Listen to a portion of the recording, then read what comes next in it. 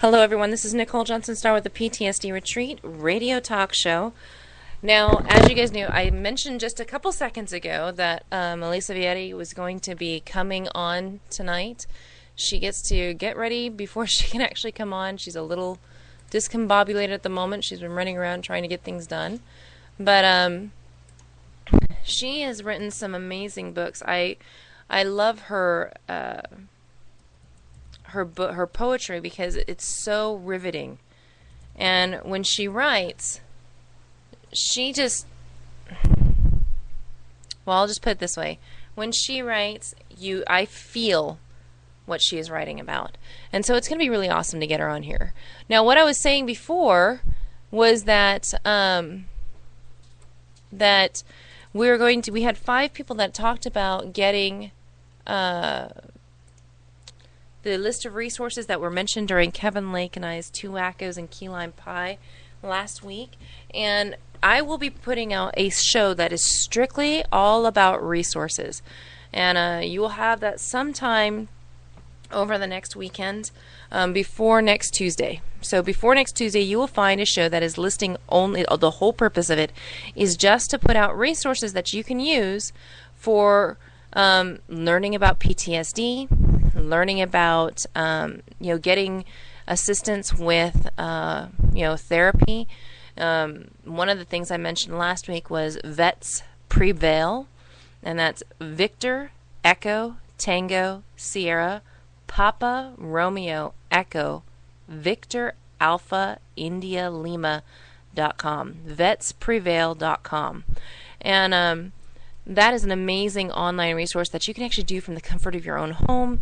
You don't have to worry about going anywhere, and it teaches CBT. So you can, that's cognitive behavioral therapy. So you can actually enjoy that from your home. And I do say enjoy because they put some therapy, not therapy, what's the word, comedy in there, and they use, they've got great peer-to-peer coaches on there that are actually veterans who have also deployed, and they have veterans that actually, when you work with them, they tailor it to you specifically. Now you're like, how can they do that? That's because you answer a lot of freaking questions. Freaking is not a curse word. You answer a lot of freaking questions, and they actually tailor it to you. And it's really awesome because I don't have to share my trauma. I get to work within the program and use different things in life to get past the trauma that have had. But it is a wonderful system where I actually am in control of that. And I am so grateful to that program. It's amazing, and it has assisted me. There are also other programs out there called the Veteran Stress Project. Now that one, it means a lot to me because I happen to be a volunteer for the Veteran Stress Project, and I don't get anything out of it other than I learn the techniques just like everybody else. I've actually gone to the 2nd level in the training, and that's out of 3 levels, and then there's the Masters. And so I will be getting my practitioner in this. But the PTSD retreat will be using EFT, which is emotional freedom techniques, as their primary modality used for stress and relaxation techniques. We also use human caring and listening techniques, which you have heard me describe in details, not necessarily by that term, in the past. Something that my mother passed on to me from something that she used with the veterans that she used to work with, and children as well. So all of these things that we have here, Veteran Stress Project. You can go to Facebook and type that in. They do have that there. And actually, if you're a veteran, it is free to you. You get 6 free sessions as part of their study if you're willing to, give anonymous feedback. So it's 6 free sessions through them. You can also come to the PTSD retreat. It is so simple that even your children can do it. And your children could actually teach it to you. And the really cool thing about it is you do not have to share your trauma. And, this is so awesome, it creates independence. You are not dependent on any one person. Once you learn how to do it, you can do it by yourself, with your family, and you can teach other individuals who may be struggling. no matter what it is. It could be pain, it could be, dreams, it can be symptoms of PTSD, it could be stress, it could be depression. It doesn't matter. You can actually use this. If you are even tired, you can use this to create energy. There's so many different uses for it, and I happen to love it very much, so hence why I keep going. But back to Elizavietti. She will actually be talking tonight about using poetry and writing to assist individuals emotionally with whatever they're going through. You can write it out. Things you can't say in person sometimes become so easy writing it. So it's something to pay attention to, and it's something to listen to and learn about. She's written some wonderful books. You can actually order her books. You can go to Elizavietti.com. That's Echo, Lima, India, Sierra, Alpha, Victor, India, Echo, Tango, Tango, Alpha. And guess what? That's her. Is this you? Good, and because this is me. I'm sitting here looking and listening for you. So I'm so grateful that you could join us on this show. I was just telling folks that they can actually go to your website to get your books and order them. And I'm just going to go jump ahead because, folks, we've only got about 20 minutes tonight to talk about this. And I really want her to share a quick bit about what she's done. And she's a mom. She's a daughter of a military member, so she is officially a brat, and she's amazing. So, as you guys know, for those of you who are not military, the word brat, military brat, is a term of honor and pride. It denotes a military child. So it's not... Well, I didn't have the troubles that a lot of kids have about being transported from one army base to another and not finishing school. I've taught kids who have been military brats and being very troubled by the experience of always moving.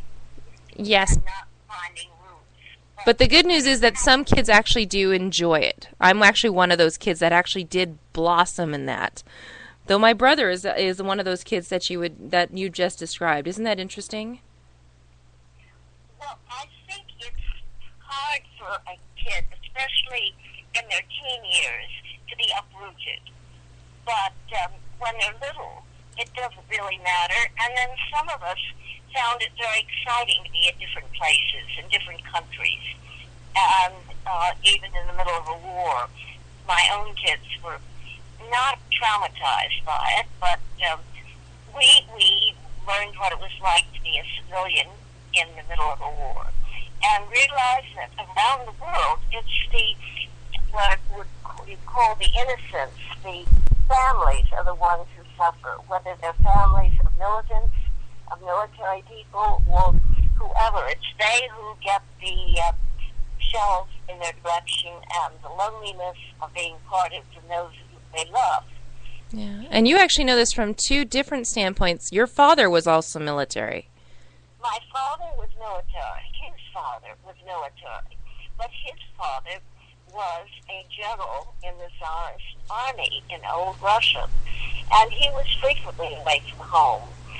So my grandmother took it as a matter of course that a military wife had to cope.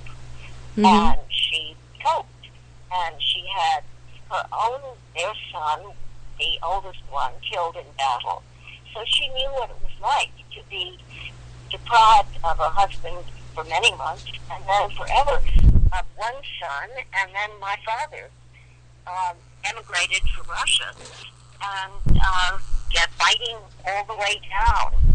So he was the most enthusiastic about war in some ways because he'd grown up in this military tradition where it was an honorable thing. But even my father, for all his bravado, he would not have admitted it. He had what in those days would be called battle fatigue. Mm-hmm. And he would wake up in the night screaming because of nightmares. And my own husband, who was a veteran in the Korean War, he was a medic, he has woken up kicking and bruising and screaming because of nightmares in the war. Now, just so you know, folks, battle fatigue is another name for war syndrome, which is another name for the shell shock, and another word for PTSD, or PTSI, or just PTS. So it's all the same description of... Except that in different eras, they treat it differently. Mm-hmm. It was very embarrassing to be suffering from after effects of being in a war, if you were in the Second World War even, and certainly the First. Yeah. And I remember when a little girl, my father would wake up screaming, and here's a poem I'll try on you, because this is the way I guess that later I coped with it.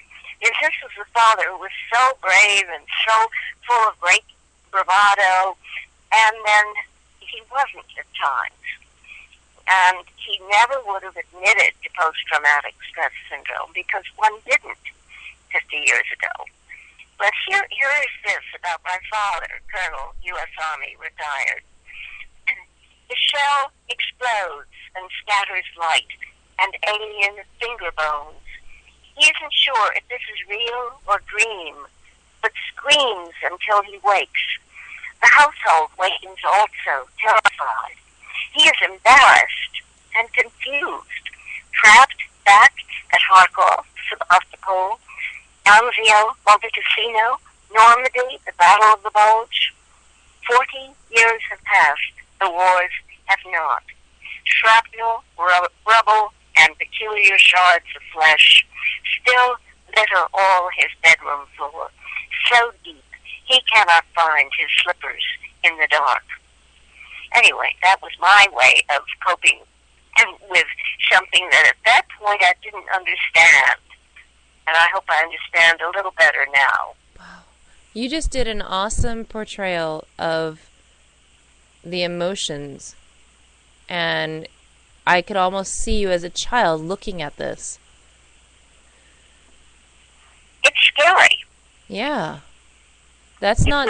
I mean, I now it makes me wonder how my daughter was looking at me when I would wake up screaming, and I'm so grateful that she is not scared of those things anymore. And I'm so grateful I don't have those things anymore. But you used, yeah, I'm so grateful. And you've actually experienced my daughter. You've gotten to see her writing as well.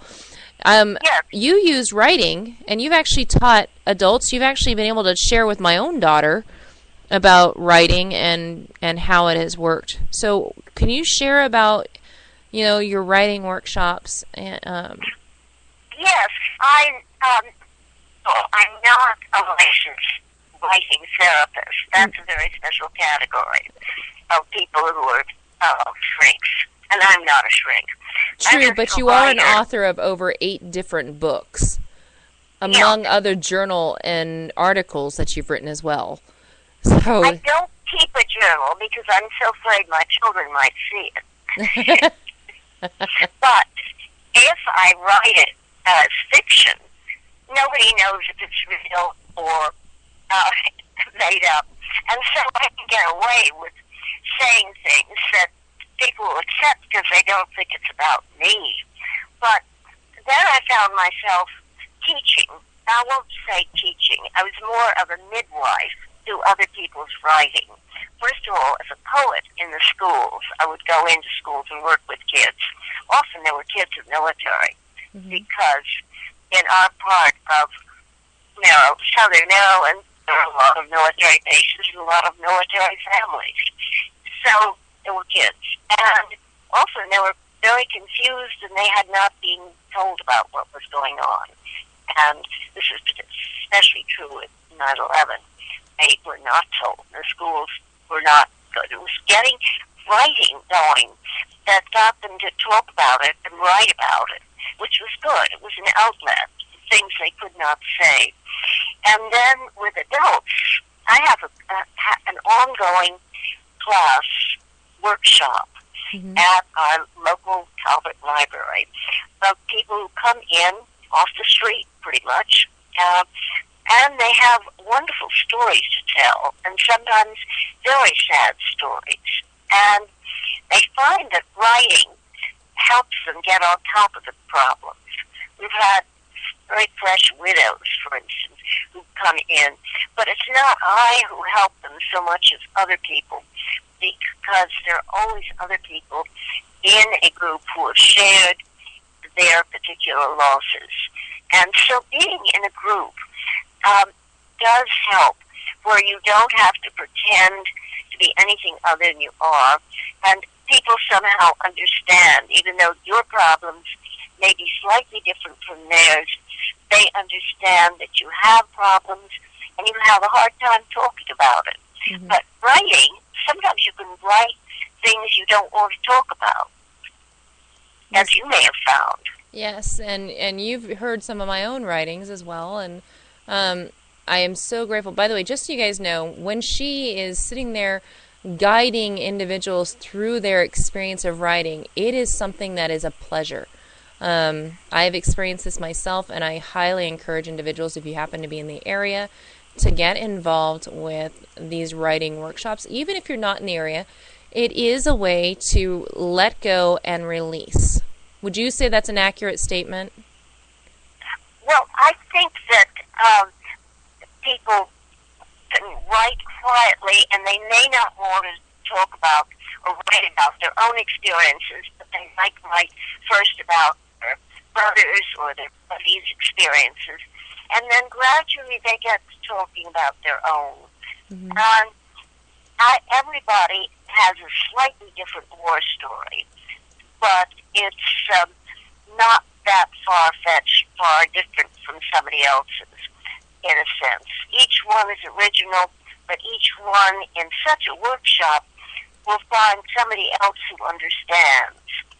And if we were to set up some workshops for veterans, especially, where there were others there, that would be very good. I have some veterans in my workshop at Talbot Library, which is the second Wednesday of the month, and it's in the afternoon. And there are all sorts of people who are writing. One person is writing a history that grew out of her not very regular family with babies popping left and right, and how writing about that and these distant ancestors, she suddenly developed it into a historical novel that is very good with a lot of research. So it becomes less her story and more a work of fiction that's a little bit at a distance, so she can understand and not judge except perhaps in a literary way. Mm-hmm. Somebody else will write about growing up in an orphanage that was very unpleasant in certain parts of town. So, and someone else, one of my best students, I'd say students, I'm not teaching really, they are learning and I'm learning, he was in Vietnam for a bad period and wrote a few short pieces about it, and I suggested put them together. And he ended up writing a whole novel. Wow. And that was very impressive. And since he never admit battle fatigue or anything like that, he's too tough a guy. And the Vietnam War, we still didn't talk about post-traumatic stress syndrome at that era. We called it something else. But I think this helped him get very much on top of the situation. And now he leads his own writer's workshop, getting people together. And so this is exciting. And these aren't, most of them, seasoned writers. They're not experts. They are, if we said amateurs, that sounds like a put-down, but it really isn't. Because if you look at the word amateur, it's somebody who loves doing what he's doing for the love of it. Mm-hmm. And so these are not professionals. I suppose I'm a professional writer. I can say that because I'm published enough and being occasionally paid for it. I guess that's what makes you professional. But I am really learning from everybody else, which is good. Well, it sounds like it's mutually beneficial for every single participant. It's good for all of us. Mm-hmm. You know, I learned from my so-called students or participants. I've taught people older than I, which makes me humble because they have done very interesting things in their lives. And I'm still I'm still getting there. So it's exciting. And writing is solitary. When you sit down to write, you really have to be all alone. But then you have no idea if what you wrote is any good. So it's better to get together with people and share what you have. In my workshops, people bring their work, and somebody else may read it because it's useful for the author to hear the words in a different mouth, from a different mouth. Mm-hmm. And he can judge his own work better than if he reads it himself. If we read our own work, we fall in love with our voices. Whereas if somebody else reads it, they may not fall in love with our voices. And so we can be more critical. And some participants want to really improve and see their work published. Others will hide it away in the drawer. Others are glad for it because it's very hard sometimes to tell your own family some experiences you've had. Mm-hmm. You just hide. Now, this was particularly true in the Second World War. I knew a number of people who've gone through very, very tough experiences, as soldiers or as innocents were locked up and put in concentration camps and so forth. I was reading about that recently. After the war, they could not tell their children. And there were also often great barriers between themselves and their children and their spouses because they couldn't convey. Whereas, if they started writing, then somehow that's unlocked them. In a few cases, close people with whom I work closely, and they have told me all sorts of things and written all sorts of things. But finally, they get so they can talk with their own families. And this just comes through writing, I think. You were off getting a therapy horse today? I was, and I will actually be talking about that later on this evening because we actually picked him up, and he and Rango, we picked up Zeus today. So if those of you guys have been watching the PTSD Retreat page on Facebook, you guys have seen some pictures of him. But today we actually, moved him down here and introduced him to his new brother, Rango, my horse. And so the two of them we've just gotten into the house right before this started, and the two of them are actually having a blast right now. They have completely covered themselves in the same color, mud. So, and now they're actually enjoying a wonderful evening meal together and hanging out. So I'm really excited about it, and it looks like this is a perfect fit for our family. And the fact that it's a perfect fit for our family means it's also going to be a perfect fit for the soldiers. Yeah. Nicole, can you write about that? I sure can, and I've actually already started. If you look on the Facebook page, that's where I throw my little blurbs.